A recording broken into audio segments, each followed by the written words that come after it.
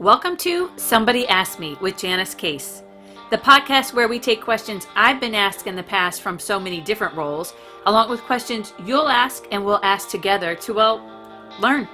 Along the way, we'll build our capacity to become a community of problem solvers.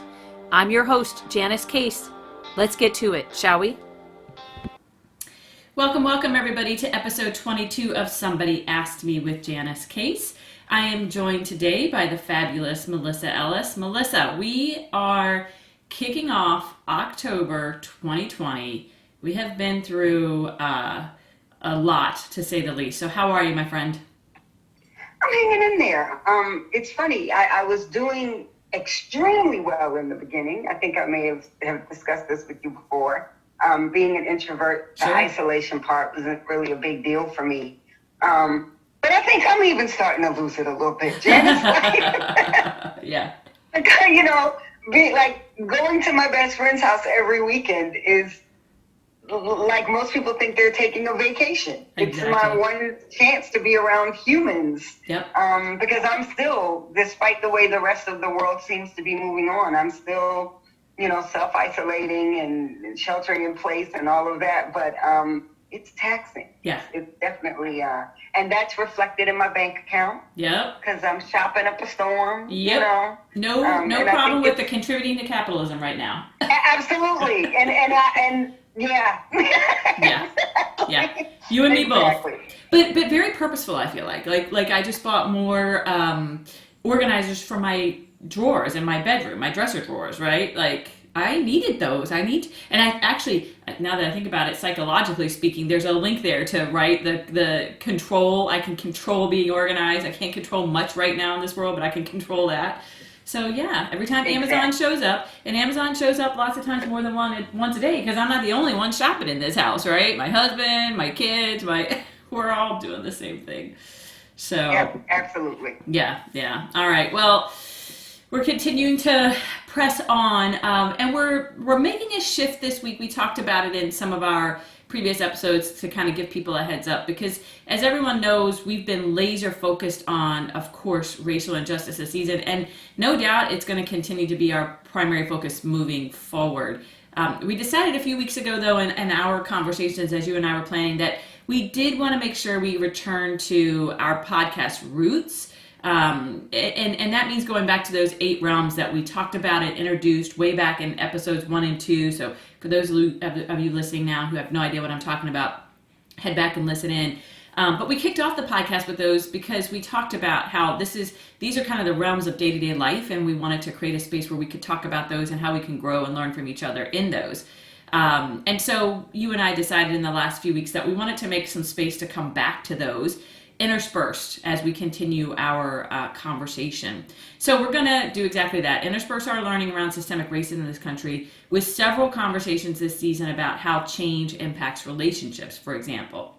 This first conversation that we're going to have today is under the realm of marriage and intimate relationships. And what I love about this particular realm is that we can expand the conversation to all kinds of intimate relationships, right? Intimate friendships, to all kinds of intimate relationships, not just necessarily intimate romantic relationships, if you will.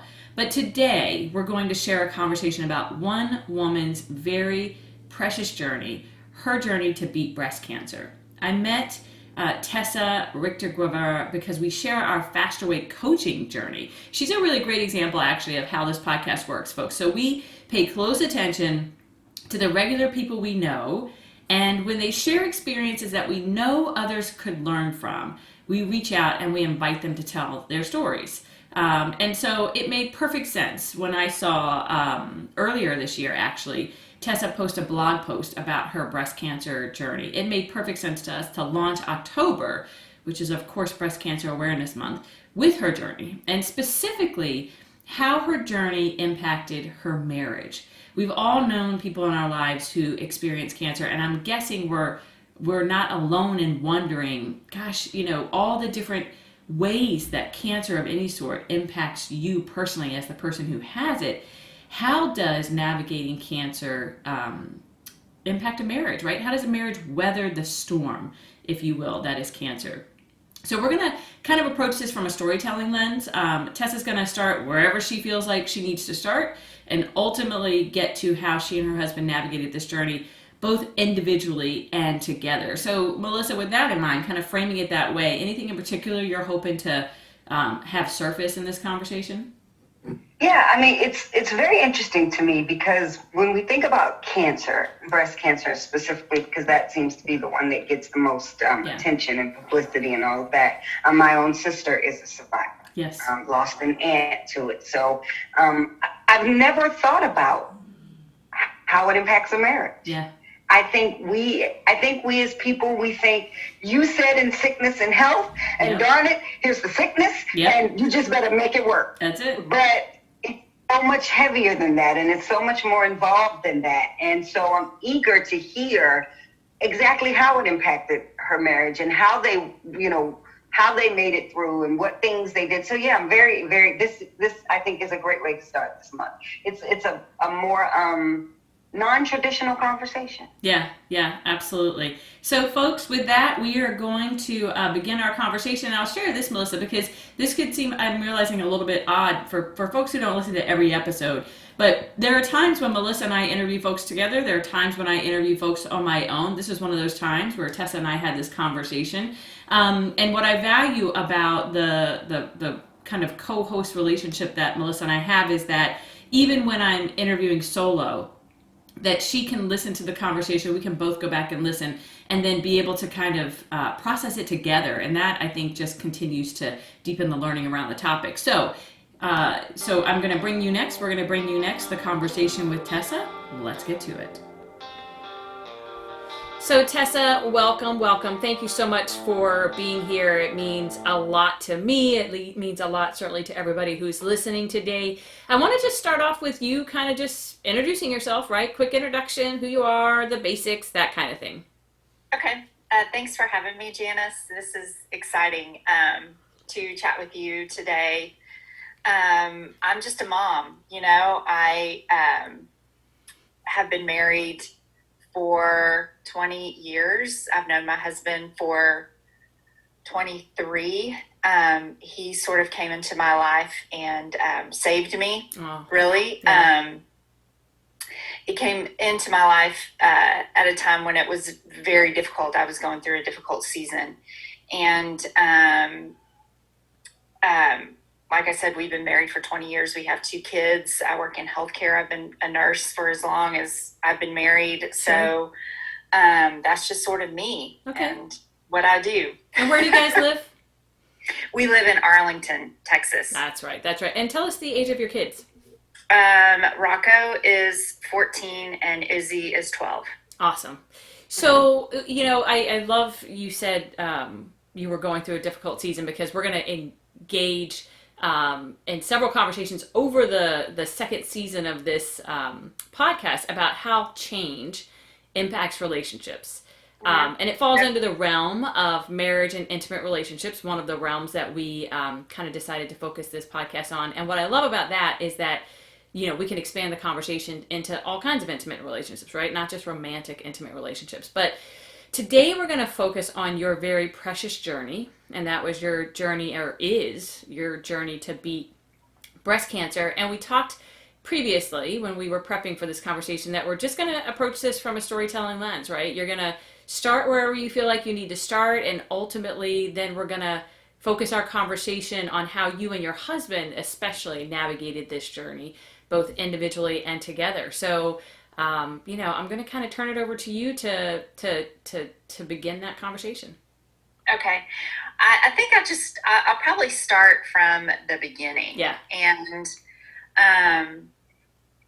I think for me, the start of my cancer journey is probably a little bit different than most people. Working in healthcare, you just kind of, and the work that I've done, or the work that I do, you just get connected, and you already have these relationships with people. Yeah. So when your health starts to break down, the phone a friend option is, you use it. And so I, of course, working in healthcare, have that luxury. I know that most people don't. but it's important for what we're talking about today because things kind of started to move in motion very, very, very, very quickly for me. And a lot of the time that I was getting news about my diagnosis, I was at work. Right. So I had the luxury of going and getting the right information from the right people almost immediately. So I knew that I needed to have that to come home and talk to my husband about it. Okay. And just to give all of the listeners some history there, my husband's father died of colon cancer. Okay. And I never met him, unfortunately, but my husband had to endure that long cancer battle with him. Wow. And knowing that, I knew that I had to have some very good, all the good bullet points had to be, I had to have those answers before I go home and talk to my husband about it. So, from the get-go, I was very sensitive to the fact that, he had an experience with cancer that I did not know about intimately. It happened before our relationship happened. It ended very, not positively for him. So I had those things in the back of my mind. And then I also, because I felt sort of bad that, the wheels were already spinning before I even walked through the door. And, I did not want to alienate him just because I was in healthcare. And just because I did have strong relationships with people that were going to be helping me through this journey, that I did not want to be leaving him out. Sure. I did not want him to feel like he wasn't part of this journey. Right. So I had those things, in very keen perspective before I even approached him. Okay. To let him know. And it was kind of like, you go through the biopsy or you go to the mammogram, you go to the biopsy, and then that, you get little bits of information as you sort of go along. Sure. So, as you are, sharing this with your spouse, this type of thing with your spouse, I think it's important to, make sure that they know what is going on along the way, rather they're getting it from you verbally or you're texting, keeping them informed from the very beginning is important to start nurturing that relationship because it changes. Yeah. It changes with a huge diagnosis like this. So that was one of the things that I did, from the very beginning is to, make sure that he was included on every little tidbit, but every little tidbit of the diagnosis from the beginning. And then I don't want to get too far ahead. It's okay. However the story happens organically is absolutely fine. But, so when the diagnosis came down, I waited, and that was not a textable conversation. No. Yeah. You have to know when to respect that, what information needs to be face to face. And so that was definitely one that we had, one-on-one. The kids were not involved. This was all happening going, behind the kids, behind the scenes. Yeah. Because we kept it, until we had a legit hard fact, what's going to happen next. Right. We didn't even go to the kids until we had that information and we knew. So that conversation between my husband and I, it was very tender. It was very intimate. And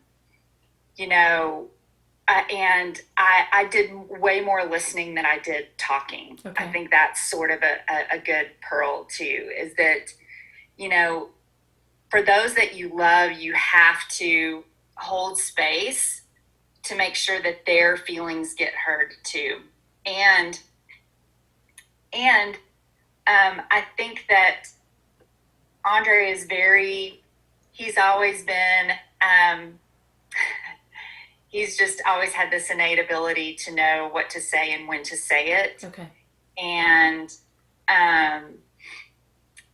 it was sort of that whole quality just sort of left him in that moment. Oh, wow. And he, you know, whenever I was not talking and letting him talk, that's when his emotions sort of went from a very calm, processing it logically, to very emotional. Sure. And I was glad that he got to that space, because it was important for him to let that out. Right. I wouldn't want him to, you know, hold that in. Right. And I think that was a real turning point, because then he owned the whole process with me. He took ownership of it as well. Okay. And it was very tender. You know, he said things like, you know, I never thought that this would happen to you. I always knew that it was going to be me before you. You're the healthiest person I know. Yeah. You know, so it doesn't, you know, cancer doesn't choose, right? It picks all of us. It's you random. know? Yeah, it's completely random. Yeah, it's completely random. And he even acknowledged his emotions and apologized for them, which was crazy to me. Oh, wow.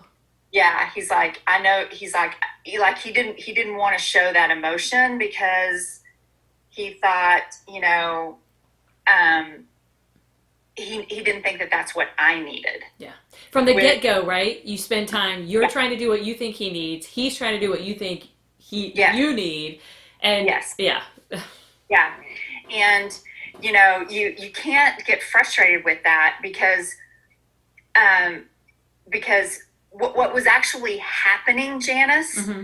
you know, had he not had that emotion and apologized for it, I don't think I would have fought as hard. Wow. Because he said to me, he's like, you know, he said, this is not what you need right now. You know, you need to be focusing on you. And then my next reply was, or my next thought in my head was, you know, I've got to kick this, you know, because it's not important for me, but it's important to him too. Yeah. And I don't think, you know, I think in relationships, I think in marriage, you know, you go, you know, some minutes you're trying to,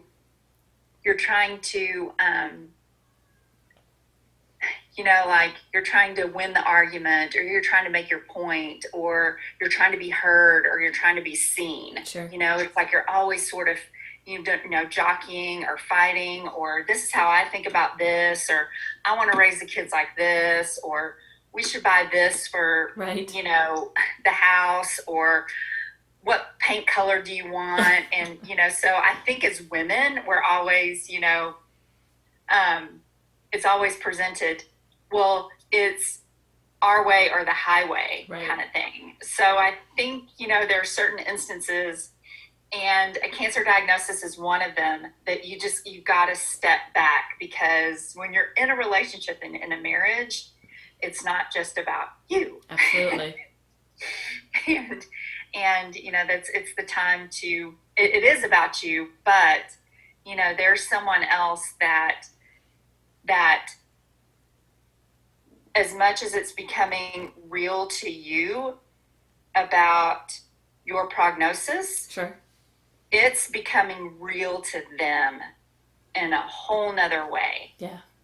And it's been so interesting, like the things that we talk about, or we talked about from that point on. Okay. Or the things that we laugh and giggle about. Yeah. Have, you know, those are our little jokes that we get to share, that, you know, some people would be like, God, I would never say that to my husband. Right. But they're yours, like you said, right? They're yours. Yes. Yeah. Yes. So anyway, I'm thinking that's a really great sense for us then, Tessa, about kind of where you started. And I love that from the get-go, I think you said what made your initial diagnosis unique is that because you're in the healthcare industry, you were getting a lot of information without your husband at your side, right? Like I envision sometimes in cases like this where you go together for everything, right? Because from the get-go, but for you it was a little bit different. So then you're kind of figuring out then how to ensure that, he doesn't feel like he's, an after fact and all of that. So so in the moment we're getting a good sense of how that initial piece played out. So flash forward then to a couple of months ago when you wrote the blog post, right? So which is what drew me to you, right? To have this conversation. Right. So kind of start there with respect to what kind of moved you to write that, and then we can back up and talk about the story you wrote within it. Okay, so I believe that there's very much a commonality in the human experience and the womanhood experience, and there's a lot of things, and I find that a great example of that is raising a daughter. Yes. Like, she's coming of age. There's things going on with her body, that, she rarely comes and talks to me about. Yep. And that is something as women as I wish that we could learn from each other, a little bit more. And so I wanted to talk about the intimacy of a cancer battle from, the perspective of from a woman perspective. Right. And there's multi levels of intimacy within a relationship, and so I wanted to kind of give a snapshot of all of them, right, in the hopes that whoever read it, whether they are fighting a cancer battle too or know somebody who is, they could be a sounding board for someone who may not want to be as vocal as, posting all of their, Sure. business on, on the World Wide Web. Sure. So I think that the more that we talk to each other about the hard stuff, the better that we can support one another. Yeah. So that's kind I of love that. I remember you said that in our initial conversation, that part of the motivation was you realized our experience with respect to our marriage and how it changed isn't unique, and yet nobody talks about it. And so why not talk about it in order to do exactly what you just said? And it sounds, if I'm remembering correctly, you kind of discovered that to some extent when you were talking with the primary kind of go-to medical person in your team. And she said, oh gosh, we didn't talk about that, did we? Right? So tell us about that. Yeah. So the reconstruction surgeon, whenever you have a cancer, the cancer that I had, there's your team is there's 3 members on it. There's the oncologist who does all the chemo. There's the breast surgeon who takes all the breast tissue out, and then there's a reconstruction surgeon who puts you all back together. Sure. And so I get the luxury of working with surgeons all the time. So she was in my back pocket. She was the, one in my back pocket that I went to immediately and was like, this is happening? Who do I go to? All of that. And so she and I are very close and can talk about anything. Sure. And so she's one of the ones that said, your breasts are going to be completely numb from here on out. Right. Like they're going to be like, so we talked about those types of things, but she did not talk about, the many women, because she sees I'm just one of her many patients. Of course. I mean, 1 in 4 women will have breast cancer in their lifetime. So she's seen those 1 in 4. And so she knows. Yeah. I mean, she's on the typical journey with these women. And one of those topics is, how intimacy changes within a relationship. And I don't know why we didn't talk about it, but whenever I did mention it to her, or she read my blog post, she's like, yeah, I forgot to tell you all about that. It's kind of like like a teacher, you know, I taught that Yeah. already. Did I say that to you? I can't remember. There's been a lot of you. Yeah. I know. And that's to the point that, you know, our journeys are very similar, Yeah. you know, and we spend a lot of time trying to be, you know, different, unique, and whatever, when there's a common thread running through all of us. Absolutely. So that was, you know, I wanted to talk more about that to help. Yeah, absolutely. So talk us through, you know, the story that you presented in the blog post, right? Like you've talked to us about the kind of the initial conversations with your husband. And when she, like you said, you wrote the blog post because you really kind of came to understand, like, we've gone through this kind of season together.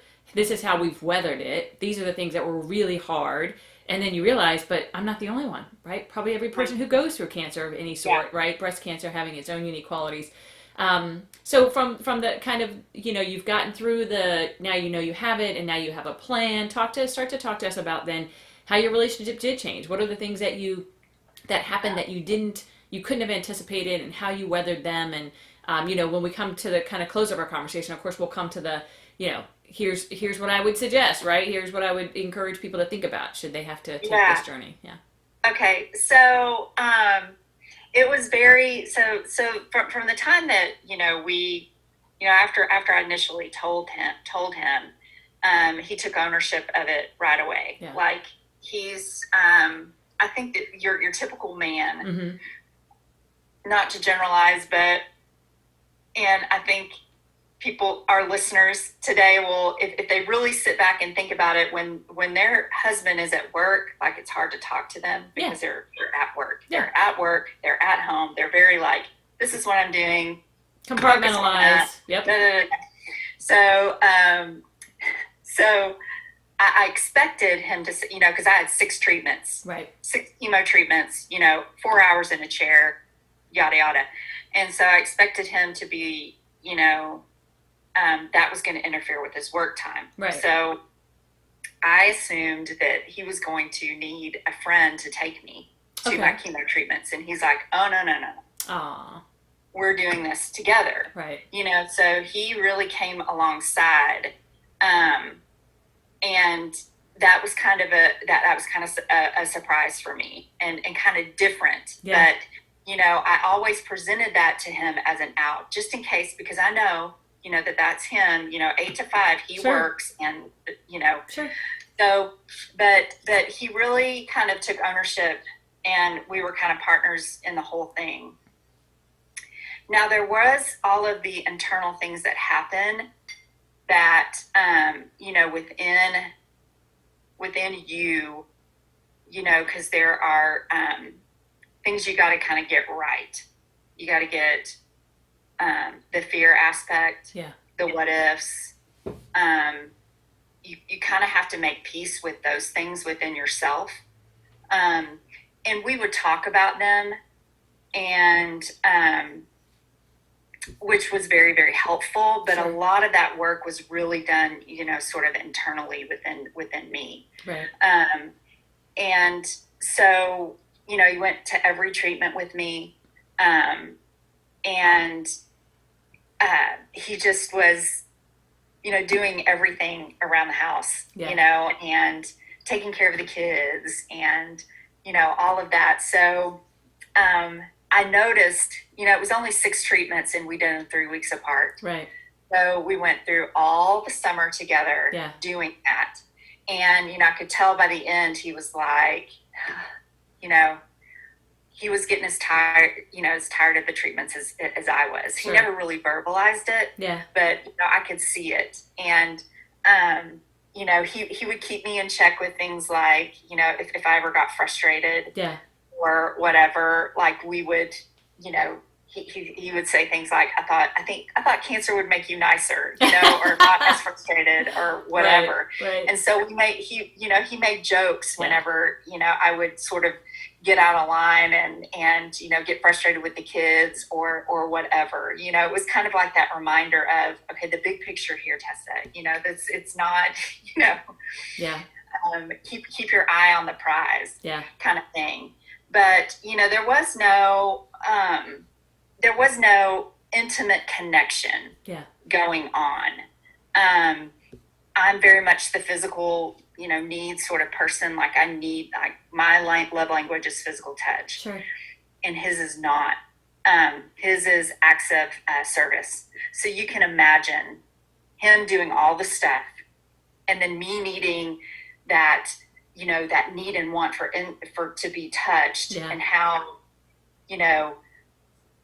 unattractive you feel, how, no hair, your skin is just, it feels like it's just melting off your body. It's just, it's the most, you're in the most unattractive point in your life. And that is something that I've always sort of drawn power to. Like I've always had felt good in my own skin, and I've always, never had that issue. And so having to sort of work through that whenever I wasn't getting, my love language wasn't getting met and his wasn't either, that is something that I noticed. I don't think he did. Sure. But it was really sort of a struggle time for me. And you just have to, I would purposefully make myself shift off of not what I needed right now, but focus on what I wanted for, when I was beyond this. So kind of focusing on, what we have to do now to maintain so that we have after. So you, in your blog post, you said, and I want to talk us through this first, and then I want to come back to the intimacy piece that you just introduced. But you talked about how kind of in reflecting, you realized that, he was very verbal, but that just like you were taking, it's like you had your individual journeys through this, plus your collective, right? Your couple journey through it. And so you said, things that you had to really remind yourself of were kind of, you said a couple of them, that, he could be just as frustrated with you, or with the situation rather, as you were, right? Here he is, like you said, used to doing the 8 to 5 work and then the home, and now suddenly he's taking care of the home. And we know what a big shift that is for men in general, not every man, but the fact is that women are wired a certain way and men are wired a certain way. And so there's a lot around the home and the family that women just take care of because it occurs to us and it doesn't occur to men, right? And so suddenly you're the woman in your relationship can't, like literally physically can't. And so now you're more mindful than ever, right? So he's having to be more mindful than ever. He's ready for the treatments to be over just like you. He's exhausted in his own way. And you even share, recognizing his fear, and you explained it a little bit more here about his dad's journey of, you're going to die and leave him to raise the kids. And he probably doesn't feel well equipped to do that. And again, that's not about him personally. It's just, if you haven't done the bulk of it, right, it's a scare. So tell us a little bit about how you kind of, I've got the word managed in my head. It's not a great word, but how did you navigate that? Navigate now, which part? Just kind of the general, like your understandings of, okay, he's experiencing these things. Here I am, sick as anything, and I'm trying to take care of myself. So what, if anything, could you do to, as a couple, to make sure that you acknowledged, right, that you were both in your individual journeys, and here's how you could support each other? I think that the thing that really helped me understand is that, to not really think of me and, what I needed. Okay. Our situation was such that, I had vacation time, but I didn't have any short-term disability. I'm the breadwinner in our family. Yeah. So I had to sort of keep on keeping on, sure. So I would go to work, take care of people, and was being supported by, my coworkers too. And so it wasn't that I was trying to act like everything was normal. Sure. I had to. Yeah. Everything was normal. You had to make it normal. I had to operate as if everything was normal. Wow. And, I have sort of that fighter gene in me too. And that, this is what I have to do and I am going to do it. Yeah. And and, I tried to just remove how I felt, what I wanted or needed, Sure. that came,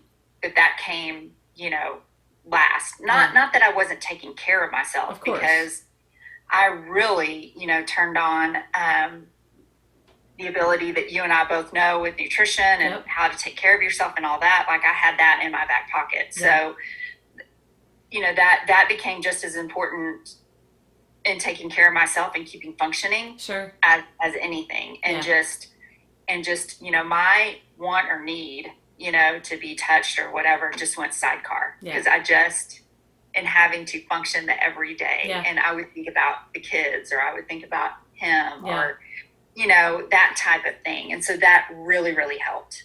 That fighter gene comes through, right? In your social media presence, it absolutely comes through. And I think it's a really interesting angle that you're giving us, because, so often I feel like, I'll speak for myself. Like, you think of somebody having cancer, and I've had extended family experiences with cancer, and it's rally time, right? Like, it's rally and you take care of that person. And I know it all depends. Everybody's cancer experience is different. And, for some people, they can kind of live through chemo with some sense of normalcy, like you're describing on some level. And for others, they literally can't get out of bed. I mean, it's just a different, unique experience.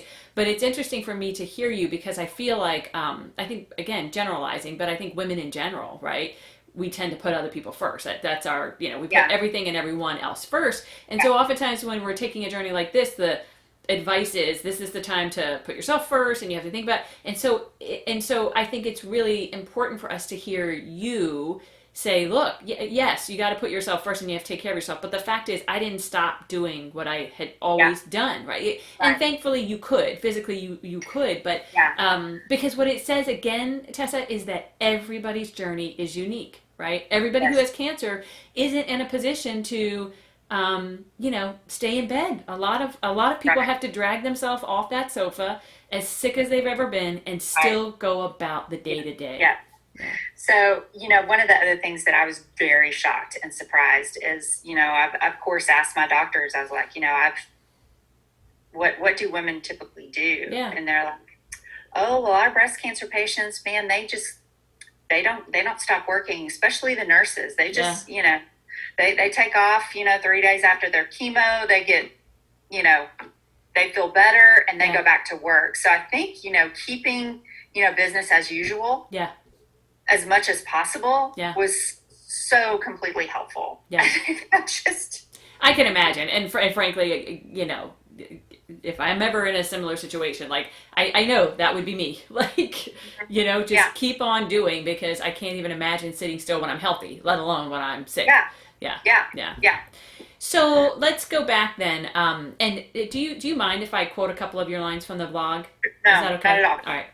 So you've touched on this, because you said your love language is physical touch, and one of the really big challenges for you in this is that the physical touch got put to the side for different reasons, right? He had his own reasons. You can, you articulate yours really beautifully in the blog, and you've said it here already that you felt your least attractive, your least confident. And again, your social media presence makes it very clear you're a very strong person. You're very confident in your own skin. But during this window, that you felt that way about yourself, which I feel like is something that I've heard from other women who especially have breast cancer. So you said this in your blog post. You said the lack of intimacy made me feel heartbroken. Cancer was taking everything. It took my hair, my health, my boobs, and now my husband. I didn't feel pretty. I didn't feel desirable. And I felt ashamed of my shallow thoughts about losing my breasts. I couldn't bring myself to verbalize these feelings to my husband because I was so ashamed of them. So I let them stew and fuel my insecurity about my marriage potentially falling apart. I felt him pulling away so he himself could self-preserve and stay sane. We have a busy life and a lot going on, two great kids to take care of. So asking him to show interest in me in an intimate way with no hair and all the other side effects just seemed ridiculous. So talk to us about that. I mean, that was so powerful to read and so revealing. And frankly, it was probably one of the parts that most drew me to say, gosh, I want to at least reach out and see if she'll talk about this, because I think that's a common experience for women. And I think anything you can share with us about how you survived that will be really beneficial.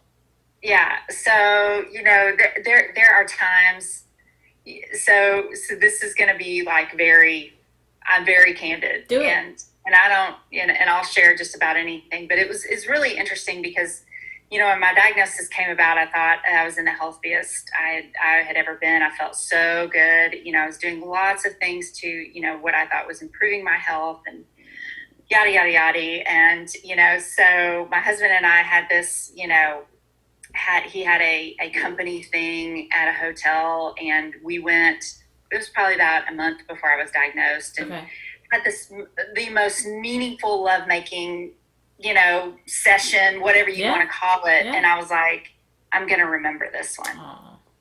And, little did I know, like, you have those encounters with your husbands all the time. Of course.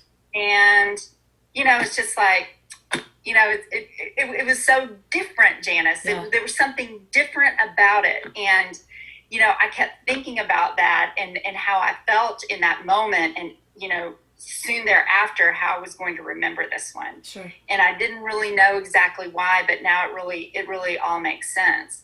Because, and I kept thinking back to that whenever I was really, really struggling. Yeah. And I really believe that, there's such power in your mind, right? Yes. And you can make anything in your marriage seem like it's going to be the be all end all. Right. Like you can wrap all sort of emotions up in not just a cancer battle, but just in, I've been with Andre for 20 years. So, yeah, of course. So men do not change. We are the evolving gender.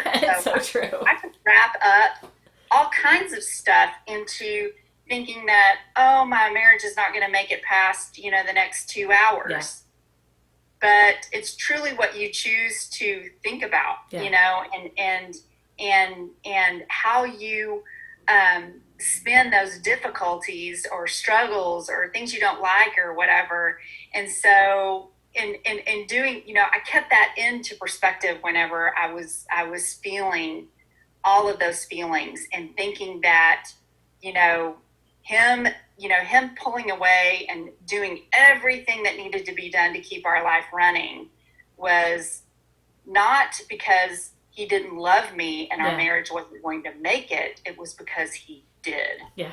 And that was his way. However, and I couldn't sit over there in the corner and be like, he's going to leave me. Yeah. I'm a mess. How could he love me like this? All of it. Yeah. Yes. Yeah. Yes. And it's like, that couldn't be farther from the truth. So it was just kind of like where you choose, and it takes brain power and, to those little mind talks that you have with yourself to go, no, I'm not going to believe that. That is not true. He has not changed. He is the same man that I married 20 years ago. Men don't change. This is him. Yeah. So I need to turn the stupid off and go with what's real, not with what is, made up in my head. Oh my gosh. So that is like, we couldn't possibly put a strong enough emphasis on that, right? That sometimes we just have to call ourselves out for our own crap that's going on up there. And you get to that in your blog post because, you talked about how this was all brewing, right? You were letting your brain do this. You were letting it stew and stew and stew. And then finally, of course, it comes out. At some point it's coming out, and oftentimes that's in anger, right? And you talk about how he was dumbfounded. Like, what are you talking about? Like, look at all of this, like you said, all of this that I'm doing is the evidence for now of the love. The rest will come back, right? So so that moment for you guys must have been huge. Yeah. And it was really funny because it was one of those moments, Janice, where silence says it all. He's just like, he looks at me and he's like, I can't even. And you're like, wait, can I take it back? Can I take it back? And, that's really all he had to say. And he was like, I'm going to go wash the dishes now. Okay? Yeah. You need to get a grip. Right. So, it was really one of those moments where I was like, it was laughable. I mean, almost as laughable as that, like, I thought cancer would make you nicer or whatever, Right. it's just one of those things that, I mean, you find your things that you laugh and you giggle about, Yeah. if you want to. Yeah. Like, That's it. there again. And you said the insecurity that you created in that moment that you realized you were projecting onto him was just that. You were projecting it onto him. Yes. Yeah. I don't know why we do that as women. I don't know.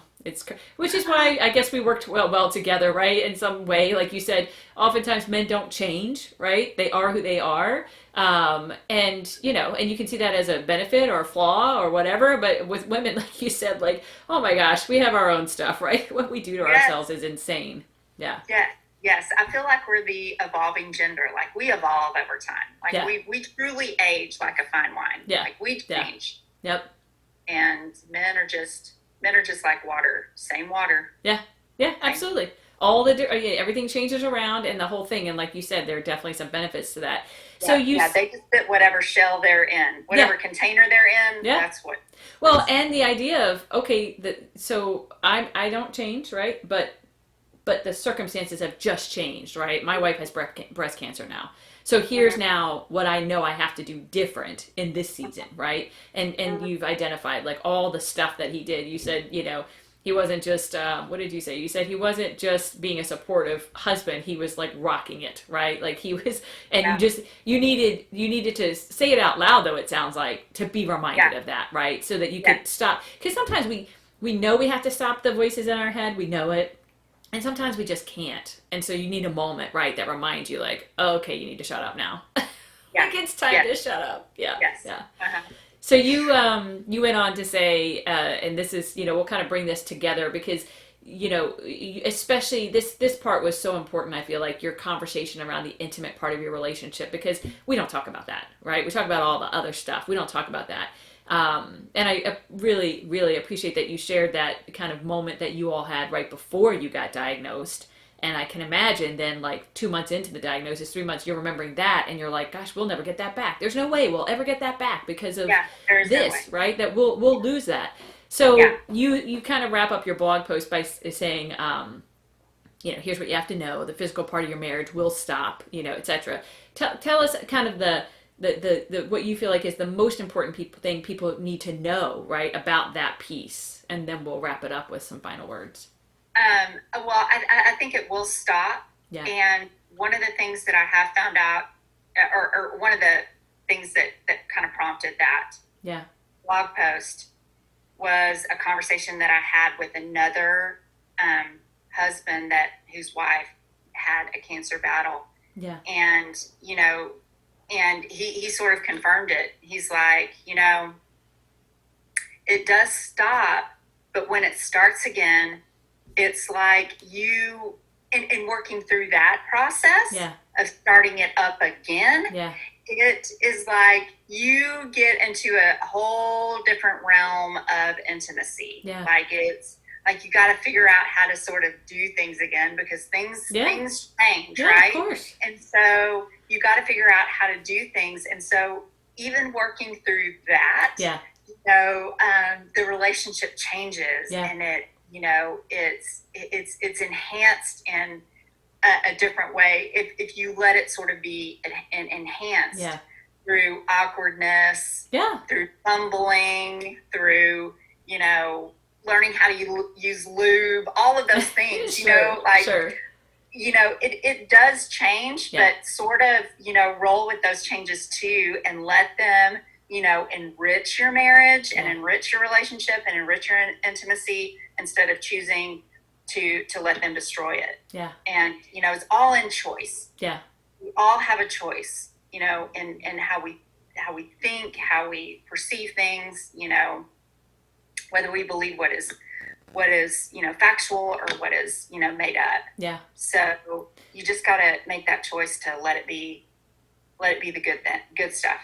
You said, you said you'll feel like you're different inside, like you've changed, which is true. It's true. And you said, just don't be blind to the actions being taken on behalf of your significant other, because once you shut yourself off and believe the lies you're telling yourself, that's when the lies win, right? Yeah, that's when the lies win. That's when your marriage is over. And, I think that, I think that a marriage should not end because of a cancer battle. Right. I think it should end over something, way worse and way destructive, some really bad stuff. Sure. Cancer is bad, but,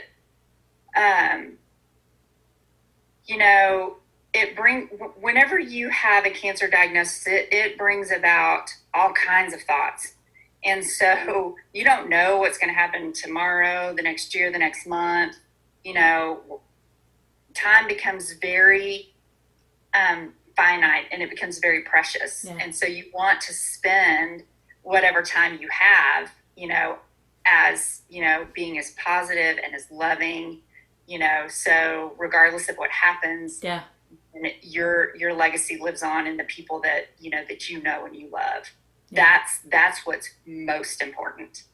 I love that. And you don't want to waste your time doing anything else but that. That makes so much sense. You said cancer's a taker, but it can only take what you allow it to have. Yes. And what I love about what you shared is, you've shared your experience, but you've also shared how the things that you've done, that you did along the way to respond in order to ensure that it didn't take away the things that were most precious to you. Right.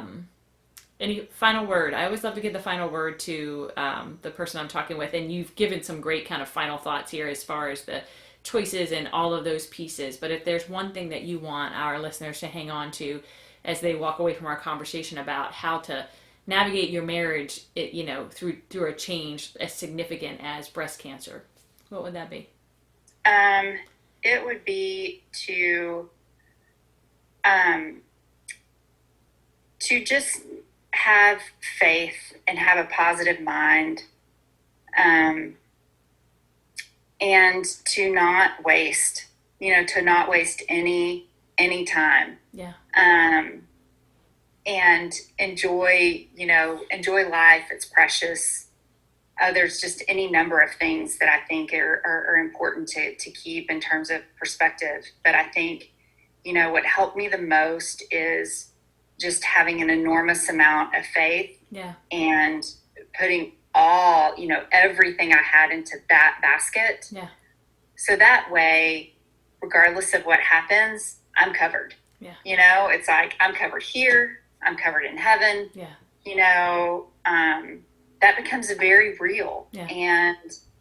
And there were some beautiful moments that we'll talk about on another podcast if you want. Absolutely. But, to prove that, God is real. Yeah. And faith is real. And, if you really get that right, then when you're dealing with a cancer battle, then, everything else just sort of falls into place.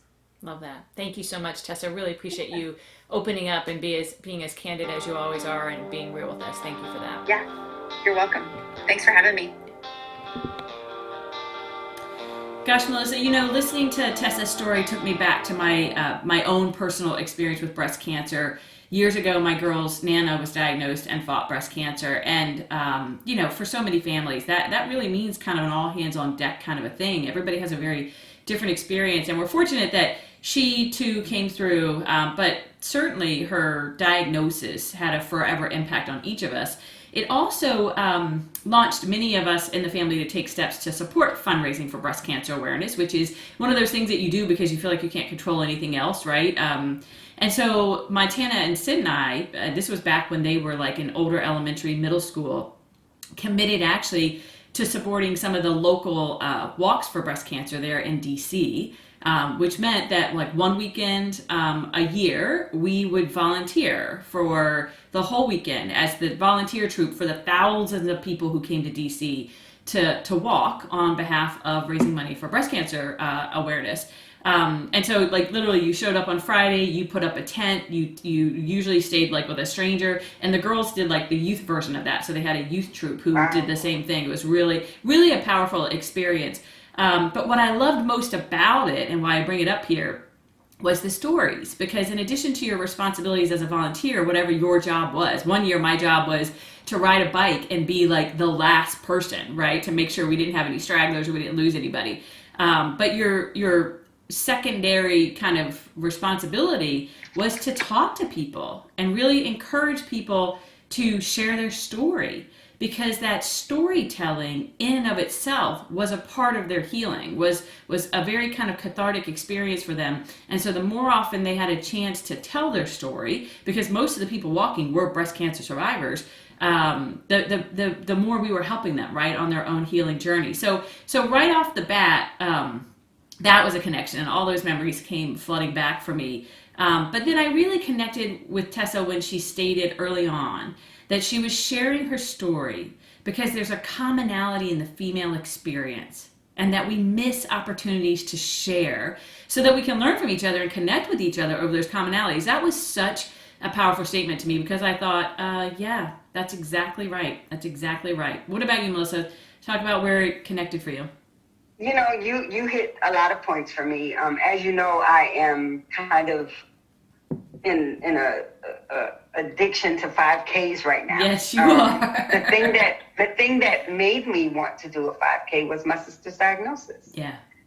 Over 5 years ago, she was diagnosed, and at the time, I was doing a workout like stint that I was all obsessed with it, and I had stumbled across something about the Susan G. Komen 5K breast cancer 5K. Yep.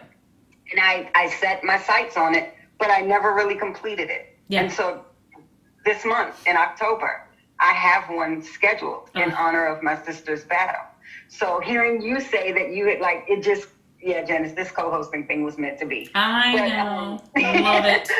But even beyond that, what you said about her saying there's a commonality, that is what, after hearing the interview, that hit me so hard. Yeah. Not just the commonality amongst the breast cancer side of things, which is very true, but in womanhood. Yeah. Some of the things that she experienced, some of the things she struggled with.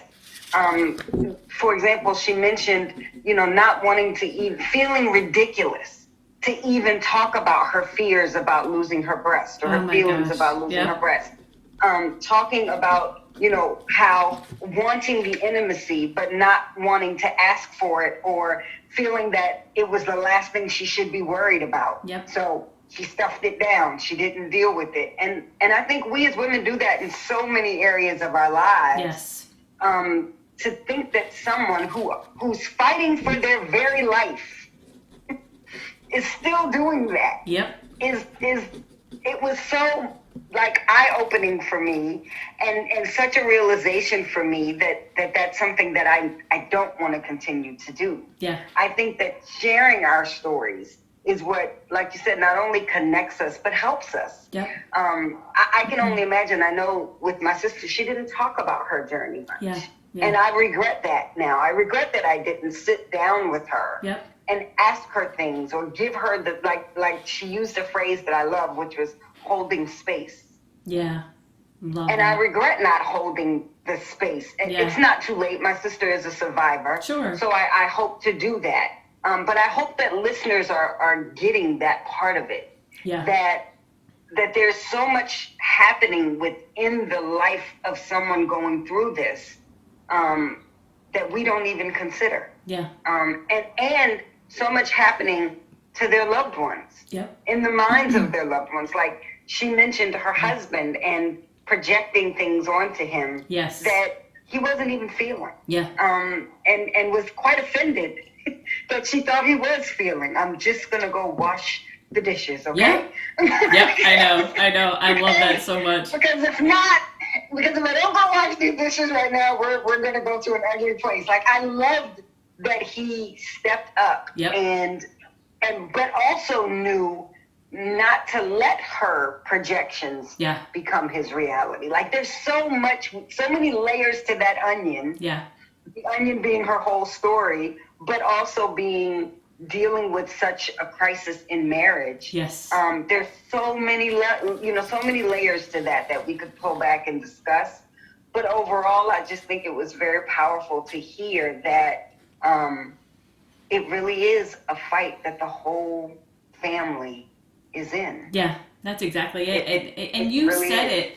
her candor was so important for me, and it's what drew me to her, because she posted, right? She does a blog that she kind of does intermittently, and when I saw that one and I clicked on it to read it, which for me is also like, that happened for a reason, because there's a lot out there to consume, and there's a lot we scroll past, and her, her kind of piece about, look, we have to talk about this. Like, the next woman who gets breast cancer shouldn't have to discover all this herself, right? And she even talks about how the doctor, she was in a very unique position to have all the resources she could have had, because she is a healthcare person and she's right there in the hospital working with all these people who know all these things. And even the doctor was like, oh shoot, we didn't talk about that. Like, it's it's all a part of the programming, but you're gonna miss stuff. But you really, and it's such I'm so sorry to cut you off, Janice, but that point, every individual experience is so different. Yes. Nobody can prepare you for everything. Exactly. Like,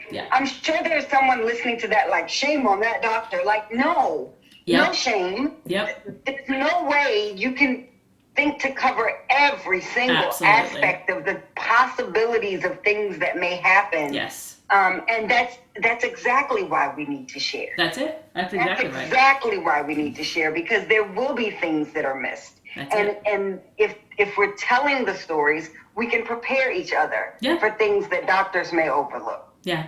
No, I love that. I think, and again, I love your language of, if we're telling the stories, right? So, and I got to tell you folks, as you guys are listening, well, before I don't do this, let me make sure I do this. Of course, we really thank Tessa for being so, being willing to be vulnerable and being an example of that, right? Like, you have to be vulnerable, to tell a story in the way that she told it. And there are going to be so many people out there, I'm sure, women and men alike, who can listen to that and really take something from that.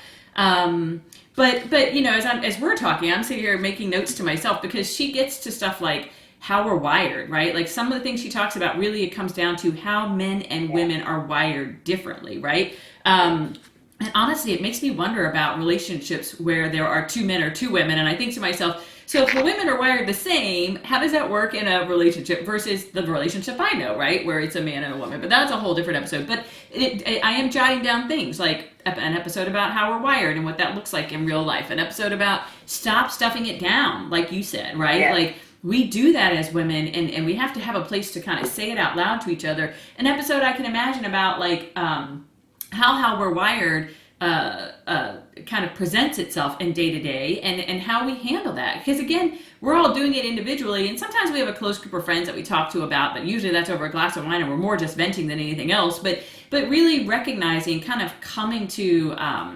almost a little bit of an epiphany of, okay, it really is as simple as we're wired differently. And Tessa does a great job of that, of, kind of figuring out, like, he's not doing that to be, to make this difficult. He's doing that because that's how he's wired, and that's not going to change. Anyway, so many future things. So folks, as you're continuing to listen, know that we're always looking for input, right? So as you hear something and you think, oh my gosh, I'd love to talk more about that, or I'd love to hear more about that, reach out to us, via Facebook, or if you have our text, or whatever the mechanism you have. If you're listening to this, you have some way of getting a hold of us. Reach out to us, because we're continuing to build, and we're going to be coming up in January, February on the kind of the anniversary of the podcast, and it's our hope it's going to keep going for indefinitely. So those are some of the things that jumped out at me that I know we're going to talk about in the future, Melissa, and we're going to dive deep into them, because I have no doubt they're going to be beneficial to the folks who listen. Absolutely. I want to say also to everyone listening, when you hear an episode, it's not, yes, we're talking about Tessa's specific journey with breast cancer and marriage. Yeah. But a lot of what she said, the same as with any other episode, applies to every aspect of life. Yeah.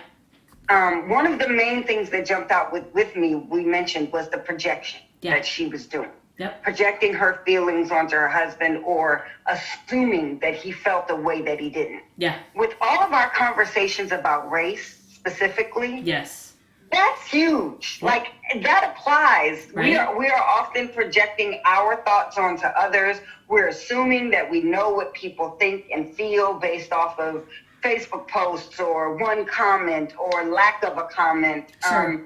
And I hope that in listening to her story about this particular journey, that it will make you think and apply those thoughts to all types of topics, not just race, not just cancer, not just marriage, but anything. Yeah.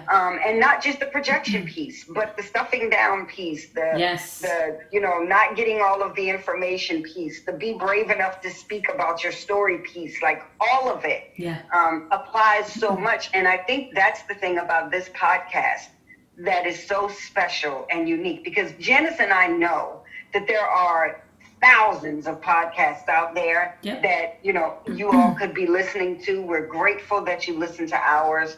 We hope that you'll share it so others can. But at the end of the day, I think ours is so very unique because we are just regular people giving regular opinions and views about everyday topics. But giving you information and encouraging you at the same time to use that to enrich and enhance and better your own experience on this here planet Earth. I love that, Melissa. Thank you for saying that. We're going to leave that right there. Then I'm going to give us a quick little glance ahead, folks, and that is this.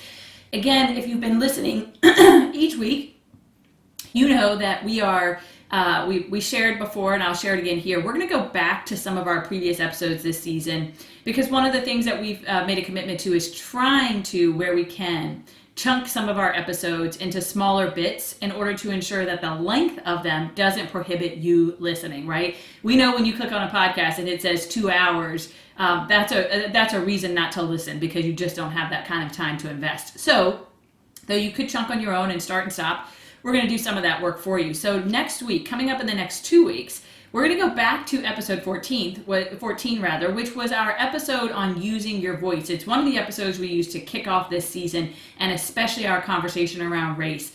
And we're going to give you that again in 2 parts. So it'll be part 1 next week, part 2 the week after. We really hope that chunking it, as I said, is going to draw you back in to make sure that you listen, because we believe it's that important. And we're timing it very strategically. Know that this is all deliberate, because we're coming up on an election. And you hear from all kinds of sources now that there's no better way to use your voice, no more powerful way to use your voice than your vote. And every single day right now in this country, that becomes more and more apparent. So at the recording of this episode, for example, we just lost Ruth Bader Ginsburg. And so, it one more indicator that people have to use their voice if we are going to make sure that we are going to be a part of a country that is going to do what it promises for every person. So with that, next week you can expect to hear a return to episode 14, part 1, and a chunk that's going to be more consumable for you. And we're going to get back then, as a result, to that conversation about how we use our voices and why it's more important now than ever before. So we'll see you next week, and we'll get to it.